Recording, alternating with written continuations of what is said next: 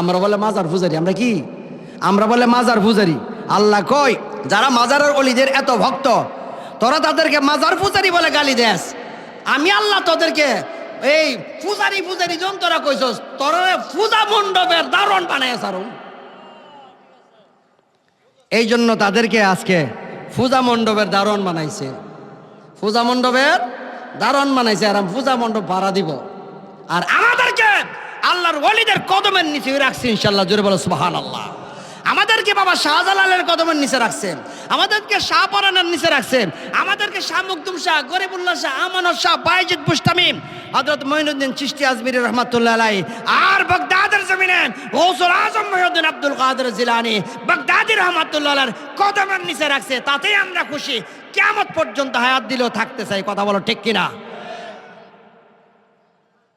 তোমরা আমাদেরকে পূজারি পূজারি কও, আল্লাহ তোমাদেরকে নসিব করে দিছে। আমরা পূজা মণ্ডপের মধ্যে গিয়া পাড়া দেওয়া দেই না। আমাদের বাবা ইব্রাহিম আলাইহিস সালাম মূর্তির বিরুদ্ধে কাবা শরীফতে মূর্তি বাইর করছে, তোমরা সেই পূজা মণ্ডপ ভাড়া দেও। আর মাজার যারা জিয়ারত করে তাদেরকে তোমরা গিয়া বলো কি পূজারি। আল্লাহর মায়ের তোমাদেরকে ফাঁসের বাইর। কথা বলো ঠিক কিনা? হ্যাঁ, এটা তোমরা মোজাই পারতা না। ওই বিয়া বাড়ির মধ্যে খাইতে বসে দুইজন, এমন সময় একজন হাওয়া ছেড়ে দিছে পরে অনেক তো শরমে পড়ে গেছে গানি বাটা বাসনের মধ্যে পানি দিয়ে আমি আঙ্গুল দিয়ে আওয়াজ করে ক্যাত ক্যাত করে আওয়াজ করে বুঝাইতেছে কি আমি তো হাওয়া ছাড়ছি না, এটা বাসনের আওয়াজ। তা আরেকজন ফ্যাশন থেকে কয় কি বাসনের আওয়াজ, আওয়াজ না মজাইছ, গন্ধ কিনতে মজাইবা। ফেসবুকের মধ্যে আমরা দেখি তোমাদের অবস্থা। এটা হলে আল্লাহর বাংলাদেশ, এটা পীর মাশায়েখের বাংলাদেশ, এটা হলো আলেম ওলামার বাংলাদেশ। বিপদে পড়লো ওই ওলি আল্লাহর বাংলাদেশ, এই পীর মুর্শিদের বাংলাদেশ। রহম করো আল্লাহ, রহম করে আল্লাহ। ঠিক কিনা বলেন? ওলি আল্লাহর বাংলাদেশ, এই পীর মুর্শিদের বাংলাদেশ। রহম করো আল্লাহ, রহম করো আল্লাহ। আর এখন দেখতেছি সুদ ডাকাইতের বাংলাদেশ আর বন্ডদেরও বাংলাদেশ। বিপদে পড়ছি আল্লাহ, বিপদে পড়ছি আল্লাহ। কথা বলো ঠিক কিনা? বলি আল্লাহদের কদম তলে আমাদের থাকতে হবে। এই জন্য প্রায় সময় বলি, আজকে মুসলমান হইয়া বেদিনের তালে তাল মিলাচ্ছ। বন্ধুরা আমার, একদিন এক ছাত্র বসে শিক্ষকের সামনে খাবার খাচ্ছে, টিফিন খাইতেছে। কষ্ট হয় আপনাদের? এমন সময় শিক্ষক ছিল মোটা দাদা, আয়সা কয় কিরে তুই কি খাস? কয় স্যার আমি পায়েস খাইতেছি। কয় দেখি তো আমার একটু দে তো। খাইয়া দেখে খুব মজা। এত মজার পায়েস প্রতিদিন খাস, আগামীকাল তোর মার কাছ থেকে পায়েস রান্না করে আনবি। কো আচ্ছা। বাড়ি থেকে মাগো স্যার বলেছে পায়েস রান্না করে দেওয়ার জন্য। সুবহানাল্লাহ বলেন। স্যার বলেছে পায়েস রান্না করে দেওয়ার জন্য। পায়েস রান্নার জন্য মা তখন পায়েস রান্না করে দিল। তাড়াতাড়ি করে স্কুলের টাইম হয়ে গেছে, একটা ঠুলির মধ্যে লইয়া পায়েস নিয়ে আসছে। টিফিনের সময় স্যারের কাছে সে পায়েসটা দিছে। স্যার তখন পায়েস খায় আর কয় আহ কি মজা রে, আহ কি মজা। স্যার আরো মজা হইতো উপরের শটটা যদি কুত্তা না খাইলেই তো। কুত্তা যদি উপরেরটা না খাইতো শটটা, তাহলে আরো মজা হইতো। কুত্তা খাইছে, কুকুরে খাইছে, বেয়াদব। কুত্তা খাওয়া ছাটা জিনিস তুই আমার খাওয়াইছ। স্যার আমি কি করব, আসার সময় ফুলাবান খেলতেছে, খেলার পাশে আমি টুকরিটা থইয়া আমি খেলতে গেছিলাম, আর এই সময় আয়সা কুত্তা আসলে উপরের শটটা খাইলিছে, আমার কিছু করার নাই। এমন রাগা রাখছে। স্যার তো একটা বেত লয়, এই যে ফিটা দিছে, দুই হাত পাই তাহারে দিছে, কান্দে না, চোখ দিয়ে পানি বাইরো না। কারণ কি অন্যায় করেছে, সেই জন্য তার চোখে পানি আসে না। কিছুক্ষণ পর তার হাত থেকে ঠুলিটা পরে ভেঙে গেছে। ঠুলি যখন ভেঙে গেছে তখন সে হাউমাউ করে কাঁদতেছে। স্যার জিজ্ঞাসা করে এত মায়ের মারলাম কাঁদলি না, ঠুলি ভেঙে গেছে তুই কাঁদলি, কি রহস্য তো এই ঠুলির মধ্যে? স্যার গো স্যার এই ঠুলিটা বড় মূল্যবান একটা ঠুলি। আরে 5 টাকার ঠুলি 10 টাকার ঠুলি কেমন করে মূল্যবান? এই ঠুলিটা আমার দাদির। দাদির তো কি হয়েছে? আমার দাদি বৃদ্ধ মানুষ, আমার দাদি বাহিরে রাতের বেলা প্রস্রাব করতে যেতে পারে না, প্রস্রাব ধরলে এই ঠুলির মধ্যে প্রস্রাব করে। হ্যাঁ তাড়াতাড়ি করে ঠুলির মধ্যে পায়েসটা করে লইস, যেটা সামনে পাইছে ছোট মানুষ। একে তো ঠুলি প্রস্রাবের, দ্বিতীয়ত কুত্তা সেটে দিয়েছে, সমুট পুরোটাই খারাপ নষ্ট করে লাইছে। পায়েস তো দুধ দিয়ে চিনি দিয়ে বানাইছে, খুব ভালো জিনিস। হ্যাঁ কিন্তু এত মজার জিনিস, এত সৌন্দর্য জিনিসটা আনছে কি দিয়া? প্রস্রাবের টুলি দিয়া আর কুত্তা ছাড়াই আনছে। আজকে মুসলমান যদি আমার নবীর প্রেম আদর্শ অন্তরে না লালন করিয়া বেদিনের তালে তাল মিলাও, তাহলে কুত্তা ছাড়া কিছু না। কথা বলো ঠিক কিনা? সোজা হয়ে যেতে হবে, ওলি আল্লাহর পথে থাকতে হবে। আমার নূরের নবীর মহব্বতে মিলাদ করেছে আব্দুল হক মুহাদ্দিস দেহলভী। ভারত উপমহাদেশে আরো অনেকে এরকম ভাবে মিলাদের আয়োজন করেছে। মিলাদ শরীফ যারা আয়োজন করে তারাই হলো প্রকৃত আশেক। মিলাদ শরীফ পরে যারা আশেকে রসুল, বলো না মিলাদ শরীফ পরে যারা আশেকে রসুল। আরে যিনি হলেন আল্লাহ তাআলার, যিনি হলেন আল্লাহ তাআলার সৃষ্টিকুলের মূল, মিলাদ শরীফ পরে যারা আশেকে রসুল। পড়বেন না আমার সাথে? পড়লে ভাল লাগে না? জবানটা একটু খুলেন, রেডি? মিলাদ শরীফ পরে যারা, আওয়াজ হচ্ছে না, এই আওয়াজ আশিকের আওয়াজ না, আরো জোরে আওয়াজ লাগবে। মিলাদ শরীফ পরে যারা, ওরে যিনি হলেন আল্লাহ তাআলার, যিনি হলেন সৃষ্টিকুলের মূল, মিলাদ শরীফ পরে যারা, মিলাদ নবীদের সুন্নত ভক্তি ভরে পালন করে সুন্নি জামাত। কথা বলেন ঠিক কিনা? মিলাদ নবীদের সুন্নত ভক্তি ভরে পালন করে সুন্নি জামাত। ওরে যেই জামাতের নাম রেখেছেন, যেই জামাতের নাম রেখেছে রসুলে মকবুল, মিলাদ শরীফ পরে যারা আশেকে রাসূল। জোরে জোরে বলুন না মারহাবা। রাসূলুল্লাহর সাহাবী বলতে পারেন নবীর সাহাবীরা মিলাদ করছিনি। আমি দলিল দিয়ে যাচ্ছি নবীর সাহাবীরা মিলাদ করে কি করে নাই শুনেন। মিলাদুন্নবী তারা কেমন করে পালন করেছে আমি হাদিস শরীফ থেকে আপনাদের কাছে উপস্থাপন করতে চাই। আন আবু দারদা রাদিয়াল্লাহু তাআলা আনহু قال مررت مع النبي صلى الله عليه وسلم الى بيت عامر الانصاري يعلم وقايا ولادته لابنائه وشيرته ويقول هذا اليوم فقال النبي صلى الله عليه وسلم ان الله فتح عليك ابواب الرحمه وملائكته يستغفرون لكم سبحان الله। রাসূলের সাহাবী হযরত আবু দারদা রাদিয়াল্লাহু তাআলা আনহু রাসূলুল্লাহর একজন প্রিয় সাহাবী। নবীজি সঙ্গে এসে আবু দারদা রওনা করলেন। কয় আমরা গিয়ে পৌঁছলাম আরেক সাহাবীর বাড়িতে, যে সাহাবীর নাম হলো আবু আমের আনসারী।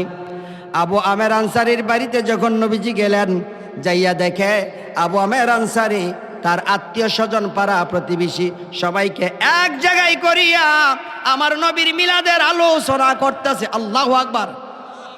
এমন সময় নবীজি ঘরের ভিতরে প্রবেশ করলেন। ফাকালাম, এমন সময় নবীজি বললেন, ফাকালান নবী সাল্লাল্লাহু আলাইহি সাল্লাম, এরে আবু আমের আনসারী, আমি নবীকে তুমি এত বেশি ভালোবাসো রে আবু আমের আনসারী, আমার স্মরণে আজকে ঘরের ভিতরে বসেন মিলাদের আয়োজন করেছ, গজলের আয়োজন করেছ, আলোচনা সভা করছো রে আবু আমের আনসারী। ইন্নাল্লাহ ফাতাহা আলাইকা আবওয়াব রহমাতি ওয়া মালাইকাতুহু ইস্তাগফিরুনা লাকুম। রে আবু আমের আনসারী রে, আমি নবীর মিলাদের আয়োজন করার বদলতে আবু আমের আনসারী, আল্লাহ রাব্বুল আলামিন আজকে তোমার জন্য রহমতের যত দরজাগুলি আছে সব দরজাগুলি তোমার জন্য খুলে দিয়েছে। শুধু তাই নয় রে আবু আমের আনসারী, সমস্ত ফেরেশতারা তোমার শাফাতের জন্য দোয়া করতেছে। আবু আমের আনসারীর জন্য যদি দোয়া করতে পারে রে, আমরা এই গরিব বাঙালি মুসলমানের জন্য আমার নবীর দোয়া কবুল হবে কি হবে না? তাহলে আমরা নবীর মিলাদ কম পড়ব না বেশি করব? আমাদের ছেলে মেয়েদেরকেও সেই মিলাদ শিক্ষা দেব। বলতে পারেন কি আর কোনো হাদিস আসেনি? আরো হাদিস আছে, শুনেন। আন ইবনে আব্বাস রাদিয়াল্লাহু তাআলা আনহুমা কানা ইউহাদ্দিসু যাতা ইয়াউমিন ফি বাইতি ওয়াকাইয়া ওয়ালাদাতিহি ওয়া ইয়াকুলু لعشرته ويحمدون إذ جاء النبي صلى الله عليه وسلم ক্বালা হাল্লাত লাকুম শাফাতি। আল্লাহর নবী সাহাবী হযরত ইবনে আব্বাস রাদিয়াল্লাহু তাআলা আনহু থেকে বর্ণিত, তিনি বলেন কানা ইউহাদ্দিসু যাতা ইয়াউমিন, একদিন নবীজি আমাদের কাছে কি বলতেছিলেন, আমাদের কাছে বর্ণনা করতেছিলেন। এমন সময় বললেন, নবীজি যখন কথা বলতেছিলেন, এই সময় নবীজির সামনে আমরা নবীজির প্রশংসামূলক কথাগুলি, নবীজির পৃথিবীতে আগমনের কথাগুলি বলতেছিলাম। তখন নবীজি বললেন, রে সাহাবীরা, আজকে আমার সম্পর্কে আলোচনা করছো, আমার সম্মান নিয়ে কথা বলছো।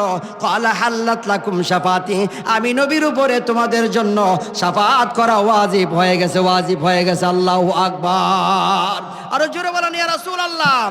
আকাশের তারা গলে ঝিলিমিলি ঝিলিমিলি দুলছে, ওরে ডালে ডালে ফুল গলে সরবে দুলছে।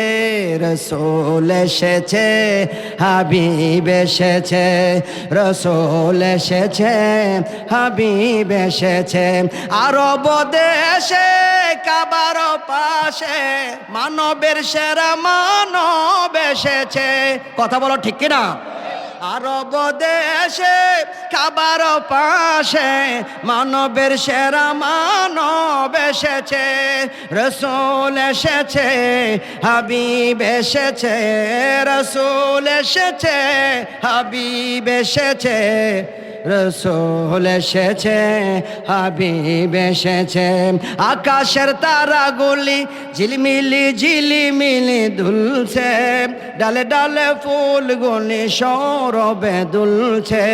রাসূল এসেছে, হাবিব এসেছে, রাসূল এসেছে, হাবিব এসেছে। উচ্চ আওয়াজে বলুন না মারহাবা।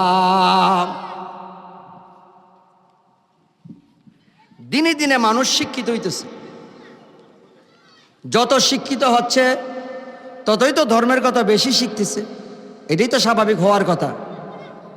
কিন্তু এমন এক দেশে আমরা আইসা পৌঁছলাম, আমরা যখন ফেসবুকে দেখি সারা পৃথিবীতে মিলাদুন্নবীর জুলুস হয়, আর সেই জুলুস দেখে বাঙালিরা শিখছে জুলুস করা।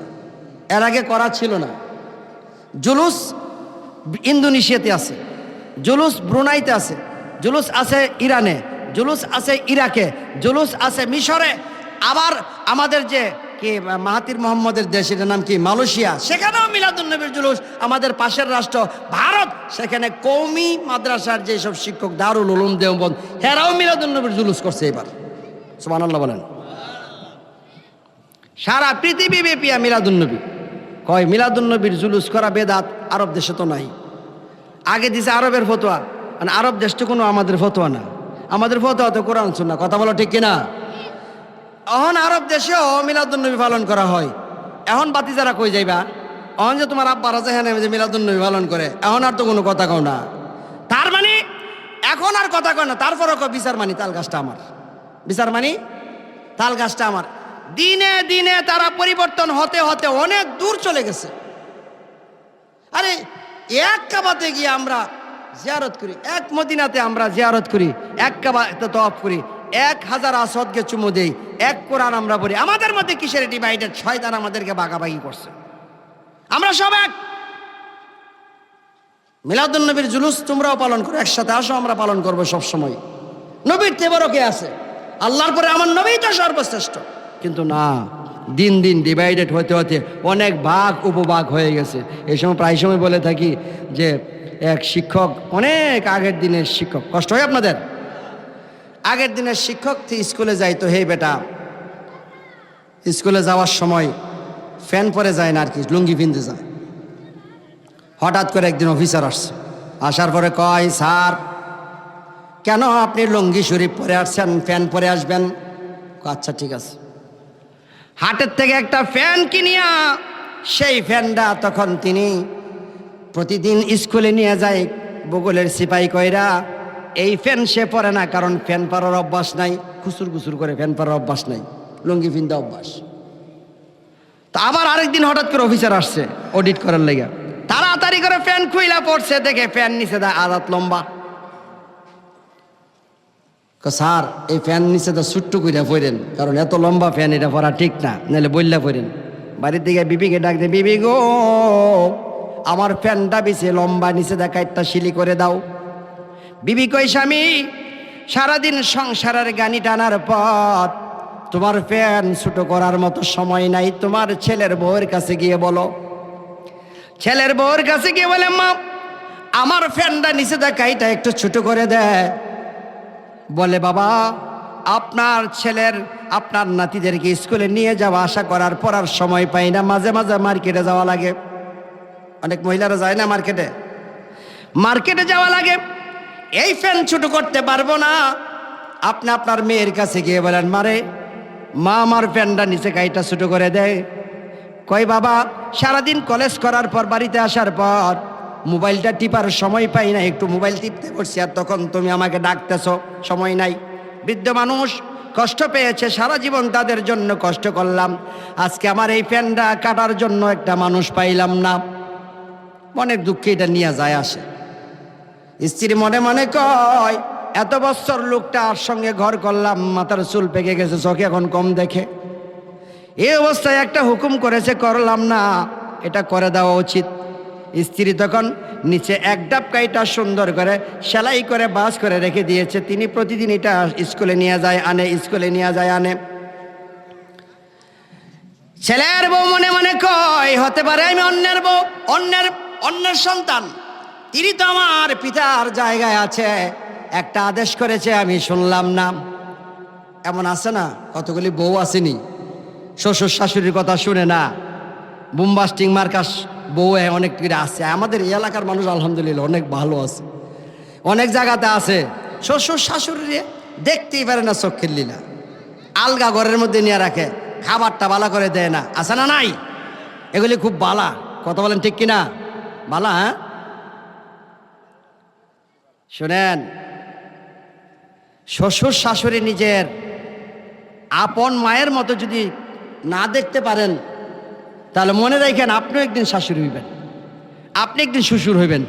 সেদিন বুঝবেন কত দানে কত চাল। কারণ যে যেটা করে আল্লাহ দুনিয়াতে সেটা করাই লইয়া যায়। এক বেটা বৃদ্ধ মানুষ, ফুতের বউ কইতেছে, তোমার বাবার চিল্লি ভাল লাগে না, ঘরতে বাইর করো, খালি কাশে সারা রাত কুহুর কুর করিয়া, আমার বাচ্চারা ঘুমাইতারে না। বেটারে টাইন না হ্যাঁ লই যেতেছে গা। তো বেটা জিজ্ঞাসা, বাবা তুমি আমার কই লিয়ে যাও? তোমার গর্তে বাইর করে দিতেছি, তোমার আর বাড়িতে রাখতাম না, তুমি বলো সারাদিন কাশো।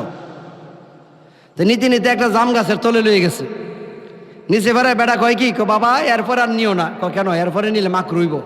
ও কিল্লিগা? তোমার দাদার আমি এ পর্যন্ত টাইন আনছিলাম, এই জন্য এরপরে আমার এটা ফাও না, এ পর্যন্ত আমিও টাইন না, এটা ঠিক আছে। আল্লাহ আকবার বলেন। শ্বশুর শাশুড়ি খেদমত করতে হবে। আর কিছু কিছু শাশুড়ি আছে যে শাশুড়ি সবসময় অসুরের মতন বউটির দিকে ছায়া থাকে, নিজের মেয়ের মতো তো দেখেই না। বাদ দেওয়ার সময় জ্বালাইব, একটু থেল বাসন মাজার মধ্যে ভুল হইলে 100টা দোষ ধরবো, আছে না নাই? তো সমস্যা তো হবেই। মহাব্বত রাখতে হবে। দুরূদ শরীফ পড়েন, আল্লাহুম্মা সাল্লি আলা সাইয়্যিদিনা মুহাম্মাদিন নাবি শাফি না মাওলানা মুহাম্মাদ নাবি।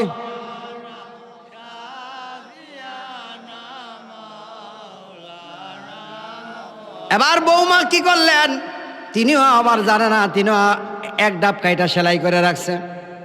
বৃদ্ধ মানুষ প্রতিদিন এইটা নিয়ে স্কুলে যায় আর আসে। মেয়ে মনে মনে কয়, কিছুই করি না, আব্বা 50,000 টাকা দিয়ে আমার মোবাইল কিনে দিয়েছে, এই মোবাইল দিয়ে পড়াশোনা তো নাই, কিছু না, স্কুলের মধ্যে শুধু একটা বই লিয়া যাও না, রাউন্ড কলেজের মধ্যে, আর শুধু টাঙ্কি মারা আর মোবাইল শরীফের মধ্যে চাটিং, কথাবার্তা কয়া, এই জাকানাকা এইভাবে শুধু কথা বলতেই থাকা, আছে না নাই? মোবাইল সবাই ঘুমাই গেছে গা, লেপ খাতার তলা তো এসে এই যে মোবাইল টিপতেছে, চোখটি করে গাতাত গেছে গা, মোবাইল টিপতে টিপতে, খাওয়ান টাওয়ান নাই, গ্যাসটিকে তুললিছে, স্যারাটা শুরু হয়ে গেছে গা, সারা হুক কার্ড হয়ে যাগা। কথা বলো ঠিক কিনা? আরে বন্ধু রে, মেয়ে আবার কয়, আব্বা তো একটা হুকুম করলো শুনলাম না, মেয়ে আবার এক ডাব কাইটা সেলাই করে রাখছে। কয়জনে কাটছে? বৃদ্ধ মানুষ প্রতিদিন সেইটা নিয়ে স্কুলে যায় আসে। হঠাৎ একদিন যখন অফিসার আসছে, যখন সেইটা পড়তে গেল, পড়তে গিয়ে দেখে প্যান্টার প্যান্ট না, এখন এটা হাফ প্যান্ট হয়ে গেছে।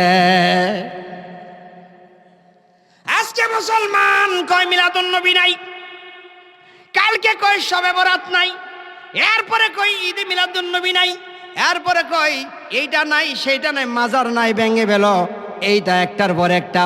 সব করতে করতে তুমি ছাটাইতে ছাটাইতে সবই ছাটাইবা, তোমার ইসলাম ধর্মের মধ্যে আর কি থাকবে? তুমিও থাকবে না, তোমার ধর্মের সব কিছু চলে যাবে। আল্লাহর দরবারে গিয়ে তুমি কি বলবা? ওরে বন্ধু, মাজার শরীফে যদি কোনো অনৈতিক কাজ হয়, যদি দুই একজন কোনো অন্যায়ভাবে কোনো কাজ করে গাঁজা খায়, তাহলে তুমি তাকে কি করবা? প্রতিহত করবা, এটা তোমার দায়িত্ব। তুমি তা না করিয়া মাজার ভাঙ্গিয়া লাইবা, এটা কোন কথা? কওমি অঙ্গনের একজন বড় আলেম আল্লামা অলিপুরি সাহেব, অনেক জ্ঞানী একজন মানুষ।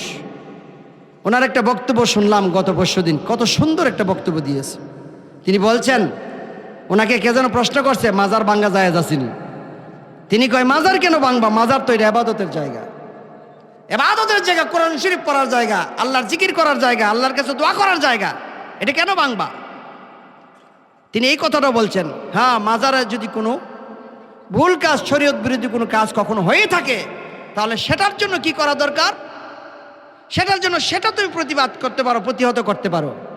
তিনি উপমা হিসেবে, এক্সাম্পল হিসেবে এত সুন্দর একটা এক্সাম্পল দিলেন। তিনি বললেন, কারো মাথার মধ্যে উকুন হয়েছে, সেই উকুনটা তুমি কি করো? ফেলানোর ব্যবস্থা করো, অথবা তুমি সেখানে ওষুধ প্রয়োগ করে সেটাকে বের করে দাও। কিন্তু তা না কইরা তুমি যদি কেউ মাথা কাটটা ফেলাই দেবো, তাহলে তো তুমি নিজেই বাঁচলা না। কত সুন্দর এক্সাম্পল দিলেন, জ্ঞানী মানুষ। কথা বলো ঠিক কিনা? যারা বলো মারহাবা। এটা আমাদের বুঝতে হবে। মাজার মোকাম আল্লাহর ওলিরা, এরা যদি এই পৃথিবীতে না আসতো, তাহলে আমরা এই বাংলার জমিনে মুসলমান হতে পারতাম না। এদেশে কোনো মুফাসসির আগে আসে নাই, মুহাদ্দিস আসে নাই, মুফতি আসে নাই। এখন ঘরে ঘরে মুফতি, এখন তখন মুফতি ছিল না। আউলিয়া কেরাম আসছে, আসার পর বাবা শাহজালাল সে জানামাজ বিছাইয়া সুরমা নদী পার হয়ে গিয়া পাথর রে বলছে, এই পাথর সিলহট সরে যা, নাম হয়ে গেছে সিলেট। ওনার কথার সঙ্গে সঙ্গে সেখানে গিয়ে গুরু গোবিন্দের গিয়ে বললেন, আমরা এখানে আজান দিয়ে নামাজ পড়তে চাই। মুসলমানদের আজান দেওয়ার জায়গা নাই। এখানে গিয়ে তিনি আজান দিলেন। ওই যে ফতেহ গাজী রহমাতুল্লাহ আলাইহি সবচেয়ে বৈশিষ্ট্য ছিল, তিনি আজান দিলেন। আজানের কি ধ্বনি ছিল, কি পাওয়ার ছিল!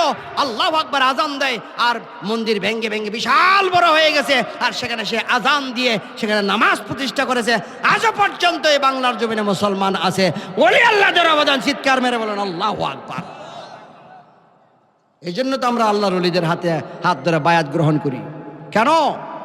ওনাদের কাছে রয়েছে আল্লাহর নিয়ামত, আল্লাহর পক্ষ থেকে রাস্তা। এই হাতের হাত রাখলেই তো আমরা পরপারের দিকে অগ্রসর হতে পারবো। কথা বলা ঠিক কিনা? তা না করিয়া আজকে ছাটাইতে ছাটাইতে মাজার ভাঙতে হবে, এই করতে হবে, সেই করতে। কেন রে বাবা? তোমার জমিতে তুমি চাষ করো, আমার জমিতে আমি চাষ করবো। তুমি কেন আমার জমিতে লাঙ্গল ফেলবা? আমার তো দরকার নাই তোমার জমিতে লাঙ্গল ফেলানো। যার যার জমিতে চাষ করো গিয়া। সুন্নি মুসলমান এই বাংলার জমিনে উড়ে আসে নাই, বানার পানিতে বাইশে আসে নাই। আহলে সুন্নাত ওয়াল জামাত, আহলে সুন্নাত ওয়াল জামাত ওলি আল্লাহদের প্রদর্শিত রাস্তা নিয়ে আছে, সত্য রাস্তা নিয়ে আছে। আমাদের যদি কোনো ভুল থাকে, কোরআন হাদিস আমরাও জানি, আসো সামনে এসে আমাদেরকে বুঝাও যে আপনারা ভুল করেছেন। আমরা মানবো, 100 বার 1000 বার মানবো। আর যদি ভুল ধরতে না পারো, আমাদেরটা শিখাই গিয়ে নিজের আমল করো। কথা বলো ঠিক কিনা? ভাঙ্গাভাঙ্গির কি দরকার আছে? আমরা মুসলমান, এক কালিমা লা ইলাহা ইল্লাল্লাহ মুহাম্মাদুর রাসূলুল্লাহ, এক মদিনা, এক মক্কা, এক জায়গাতে হজ করতে যাই, এক কোরআন পড়ি। আমাদের মধ্যে কি ডিভাইডেড? আমরা সবাই এক। আমাদের মধ্যে শয়তান এসে আমাদেরকে ডিভাইডেড করে। কথা বলো ঠিক কিনা?